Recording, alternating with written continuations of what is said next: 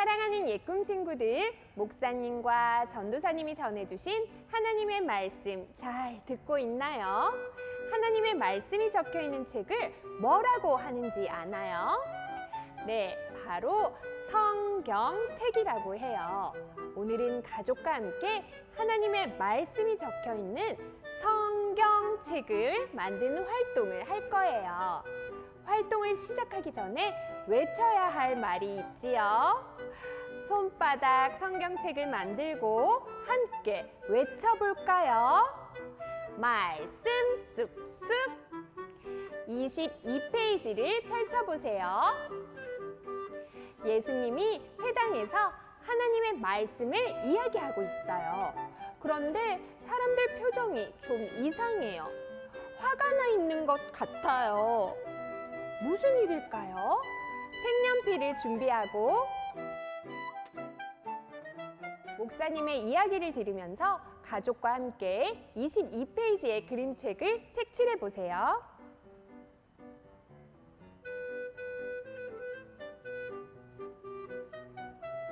이곳은 회당이에요. 회당은 유대인들이 함께 모여 하나님께 예배드리고 하나님께 기도하고 하나님의 말씀을 배우는 곳이에요. 이곳에서 예수님은 성경책을 펼치고 하나님의 말씀을 사람들에게 전하셨어요. 옛날 성경책은 돌돌돌 말려 있었어요. 예수님은 돌돌돌 말려있는 두루마리 성경책을 펼치고 회당에서 많은 사람들 앞에서 이사야서 말씀을 읽기 시작하셨어요.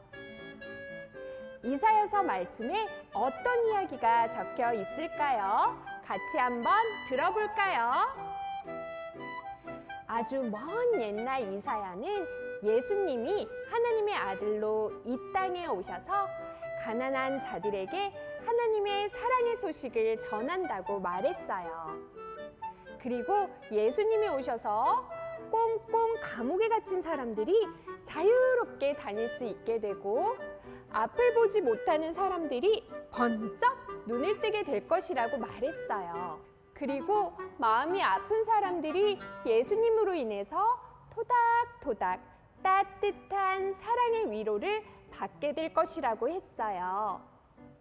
친구들, 우리는 10주 동안 예수님에 대해 배웠어요. 지금까지 배운 하나님의 말씀을 한번 떠올려 보세요. 그리고 같이 생각해 보는 거예요. 이사야서에 적힌 대로 예수님은 하나님의 사랑을 전하시는 분이셨나요? 예수님으로 인해 아야 아픈 사람들이 짠 깨끗하게 낫게 되었나요? 예수님으로 인해 엉엉 눈물이 나는 사람들이 활짝 웃게 되었나요?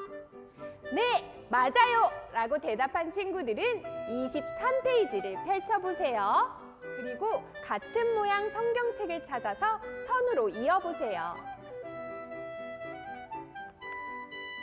돌돌돌 말린 옛날 성경책, 두루마리 성경책을 다 이은 친구들은 이렇게 외쳐보세요. 하나님의 말씀 성경책.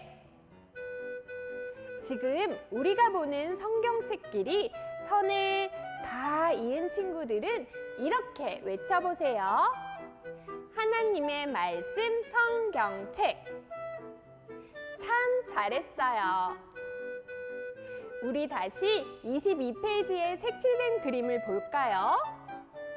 회당에서 예수님이 이사야서의 말씀을 읽고 이야기하셨을 때 그곳에 있던 유대인들은 버럭 화를 내었어요. 왜냐고요? 예수님이 유대인뿐만 아니라 다른 나라 모든 사람들도 하나님이 사랑하신다고 말씀했거든요.